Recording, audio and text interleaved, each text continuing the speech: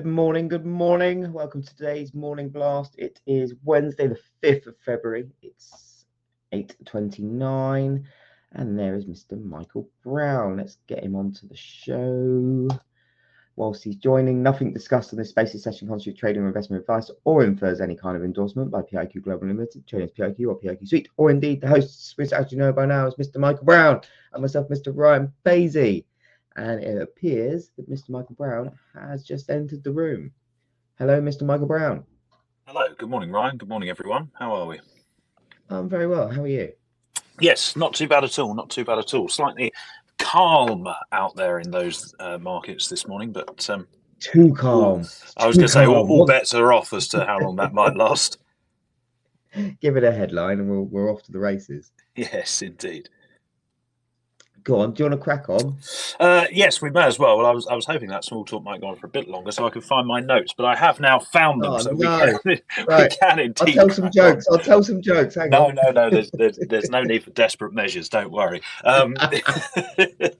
Right. Good morning, everyone. As I was just saying, calmer tones prevailing in the financial markets yesterday as tariff risks seemed to subside. Of course, the US tariffs on Mexico and Canada having been shelved for 30 days, although the US and China are once again in a bit of a tit-for-tat trade war. Nevertheless, we did see a more positive vibe across the board with equities closing higher, the S&P rallying by about 0.7%, the Nasdaq advancing by over 1%, Treasuries rallying a touch across the curve, and the dollar softening broadly with the dollar index down by about 0.5%, trading yesterday below the 108 figure and extending those losses this morning down to a low of about 107.60 in early London trade, with all other G10s advancing as cable reclaims the 125 mark, the euro reclaims 104, and dollar CAD having opened up in Asia at about 148-ish on Sunday night.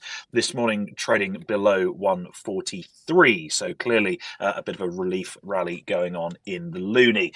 Despite that, there is still some lingering haven demand out there. Spot gold rallying another 1% yesterday, trading to fresh record highs around $2,850 an ounce, and it does seem that momentum is firmly with the bulls there. In terms of trade, a few things just to cover up on that one first of all before we move on to other matters. There were reports during the afternoon yesterday that President Trump and President Xi were going to be holding a phone call to discuss tariffs and the various other trade measures. In fact, this was something that was confirmed by Peter Navarro, who is sort of Trump's top dog when it comes to trade. But it only took a couple of hours before the Wall Street Journal said that, in fact, that call is not going to be taking place. President Trump was asked about this later on when he was giving a very rambling press conference. He was saying that it is, quote, fine that China have imposed retaliatory tariffs and that he will talk to Xi at the right time and that there is no rush for that phone call to take place. On the Chinese... Oh, go on. Sorry.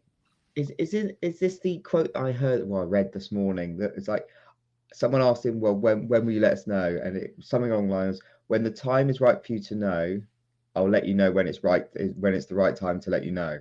Yes, Okay. that was that. The quote was, I've got it here. It was actually, "I'll let you know if the time comes to let you know." I mean, fair enough. That's it. Okay, that we'll I we'll, mean, we'll yeah. go with that. Brilliant. Yes, so from the Chinese side, we did have reports via the FT yesterday that China, as part of their retaliation, they are looking at Alphabet and Intel in antitrust probes. Of course, they already started an investigation into Nvidia last December. The probe into Intel, the nature of that is unclear, but the probe into Alphabet, that is said to be on, and I quote here, the dominance of Android OS and the potential harm that that has caused to the Chinese smartphone manufacturing sector. So we will see how that one progresses. While we're speaking of Alphabet, we may as well cover off a couple of other developments with the company yesterday. Firstly, they released earnings, which the top line was a little bit soft, although they did beat on bottom line. The problem with Alphabet, though, was that their cloud revenue came in at 11.9 billion, below the estimate of 12.2 billion. And of course, the market market punishing that quite severely, with Alphabet down as much as 7% after hours yesterday. We also heard from Alphabet yesterday that they have revamped what they're calling their AI principles, and that as part of this revamp, they have dropped language which previously said that Alphabet will not pursue apps that do harm. So God knows what they're planning over at Alphabet, but that doesn't seem particularly optimistic, to be completely honest with you. Sticking with the AI sector, Meta, they've done a bit of an internal reorganization, and they have merged the business units which handle Facebook, which handle Messenger, and which handle generative AI. So expect some more AI posts in your Facebook feeds before too long. If anyone, well, I was going to say if anyone uses Facebook, I still use Facebook, but I'm probably the only one. Moving. So everyone go and find everyone go and find Michael Brown's Facebook page. Probably No, I only use it to keep up with local news. Facebook Marketplace. Why the bins haven't been collected, that sort of interesting stuff. Pick up a cheap rubber forearm. Oh, God. Sorry. Right. Moving on back to trade, actually. The FT reporting this morning that if Trump targets Europe with tariffs, I say if, it's probably a question of when, to be completely honest with you, the EU will also target US big tech firms in response. So it seems that actually the response to these trade levies is going to be a bit more nuanced than we were perhaps expecting. I think the base case was very much, if Trump puts a 10% tariff on someone, they put a 10% tariff back. It actually seems that, yes, there probably will be retaliatory tariffs, but these countries which Michael Brown, are you there? Oh, what's he? Yes, I haven't gone anywhere. I'm still here. No, you're back. Oh, okay. Well, I didn't go anywhere. Right. Anyway, I'll start that again. What I was saying was, it seems that the response to tariffs could be a little bit more nuanced. Rather than you put 10% on me, I put 10% back on you. It seems as if that certainly Europe and China actually want to cause a bit of pain for US companies as a result of the tariffs that are being put in place. And actually, just as I speak, Bloomberg now reporting that China is looking to probe Apple's App Store fees and practices, which, again, it doesn't seem like a coincidence that this is coming just a day after Trump slapped a whole load of tariffs on the country. Yeah. A couple of other bits and bobs from yesterday, very briefly, in terms of US economic data. Softer than expected factory orders, falling by 0.9% in December. Softer than expected job openings in December as well, with JOLTS printing at 7.6 million, down from the 8.1 million that we saw in November. Of course, there is limited read across into Friday's non-farm payrolls data from that figure. And last but by no means least, news overnight out of Japan, which is that Honda and Nissan, they are said to have dropped their plan to merge. It seems like they have slammed the brakes on that idea after hitting a few bumps in the Not only is that one of my lines, one of the stories I was reading out, we've also punned it up. Is that you done? It is, yes. Good. Just while Michael Brown has been talking, Morgan Stanley, a note has been released where they expect just one cut by the FOMC this year versus two previously, cut of 25, obviously, and they reckon that will be in June. So before I move on to some more headlines, obviously, as a reminder, our dear friend Zach, who puts together the overnight news roundup, who normally puts together a lovely list of headlines, he's skiing this week, so none from him. So it's quite a short form one for me today. It is disgraceful. It is completely out of order. But anyway, let's moving on. British investors yanked a net £640 million, $799 million from equity funds in January, ending a long run of inflows as UK-focused funds suffered their sixth biggest monthly net withdrawals on record, and that's according to the fund's network Calliston. They reported that this morning. US Postal Service said it would temporarily suspend parcels from China and Hong Kong after President Donald Trump entered a trade provision this week used by retailers including Temu and Shein to ship low-value packages duty-free to the US. Sticking with Donald Trump, he said the US would take over the war-ravaged Gaza and create a, quote, Riviera of the Middle East, unquote, after resettling Palestinians elsewhere, shattering decades of US policy on the Israeli-Palestinian conflict and drawing regional condemnation. Moving over to China. Can I China, just say go on that very briefly, and forgive, I can't give credit because I didn't save it when I saw the tweet this morning. But tweet of the year to the guy who said, "Will it be called Mara Gaza or Gaza Largo?" Oh, I like that. Yeah, hat off, hat doff to I that will have one. to go and find that now. But Yeah, whoever that we was, need to credit bravo. whoever that was. We need to credit whoever that was. Moving over to China. China's delayed imports of up to 600,000 metric tons of mostly Australian wheat and offered some of these cargoes to buyers as ample domestic supplies reduce demand in the world's top buyer of grain. That's according to two trade sources with direct knowledge of the matter. Shares in advanced micro devices dropped 9% in Wednesday. In the European Open on Wednesday, after the company's chief executive forecast a decline in data center sales, a proxy for chip makers' revenue from artificial intelligence sector.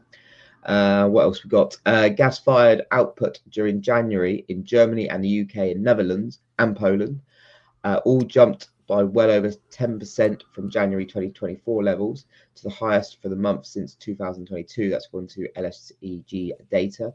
The pace of consumption going forward may start to slow as regional gas prices have climbed above the price of coal-fired generation, which may spur some power firms to cut gas output and raise coal-fired generation instead. Oh, just a heads up, this is a shout out to Andrew Harks. This is from his great little note that he puts out in the morning.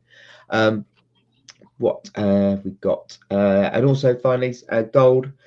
Always believe in yourself.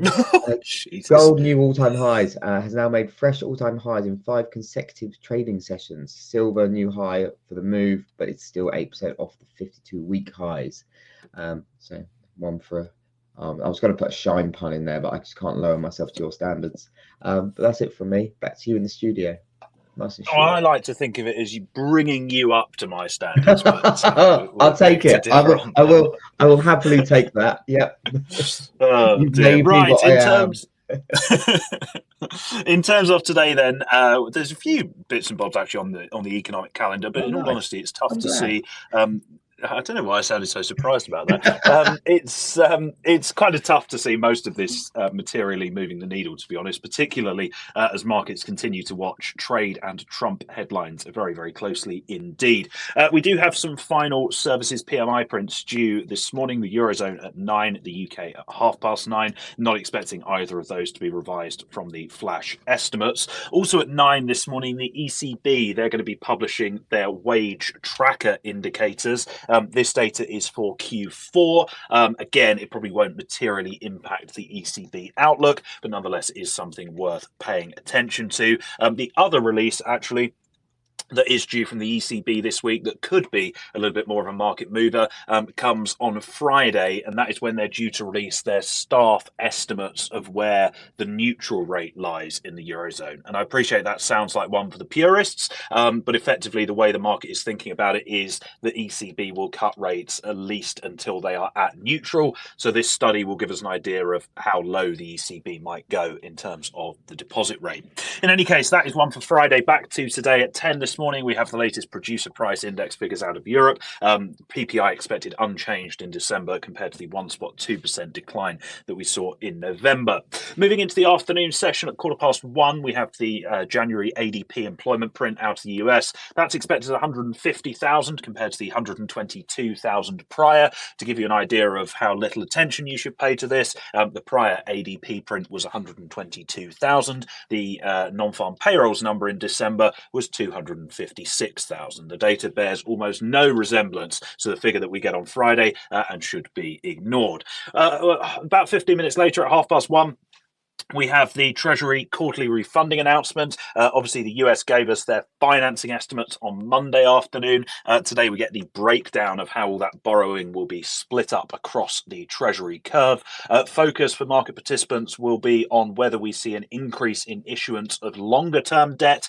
One of the things that Janet Yellen did was focus issuance right at the front end of the curve. So it'd be interesting to see whether new Treasury Secretary Bessent looks to shift that back out to perhaps a slightly more balanced balanced borrowing profile. And then the last notable release of the day comes at 3, which is the ISM Services PMI printout of the States. That index expected at 54, just marginally below the prior of 54.1. In terms of speakers today, we hear from the Fed's Bowman, Goolsbee, Jefferson, and Barkin, who will be speaking twice. We're also due to hear from the ECB chief economist Philip Lane at some stage throughout the afternoon. And last but by no means least, in terms of earnings today before the open, we hear from Disney and we also hear from Uber. And then after the close, we hear from Ford, who I'm sure will motor higher if there's a decent beat. And we also hear from chip makers such as Qualcomm and ARM Holdings. I groaned again. I groaned, but I was muted. Fucking hell, I've got to remember to unmute myself. That was awful. And as well as Ford, we hear from Qualcomm and ARM Holdings after the close as well. And that is pretty much a lot from me this morning. Well, that was blinding. Thank you, Mr. Michael Brown, puns and all. Listeners, I can just apologize. I can only apologize for him. I'm sorry about this. But anyway, Mr. Michael Brown, thank you so much as usual. Top man. Listeners, thank you as always for tuning in, especially our regular listeners. Also, big shout out to Cam, who's be putting along the Crypto Blast very shortly. So keep an eye out for that. I see James Mitchell putting thumbs down, probably at your. I was going to say, I don't know whether that's disagreeing with me being a top man or he's just heard one of our puns.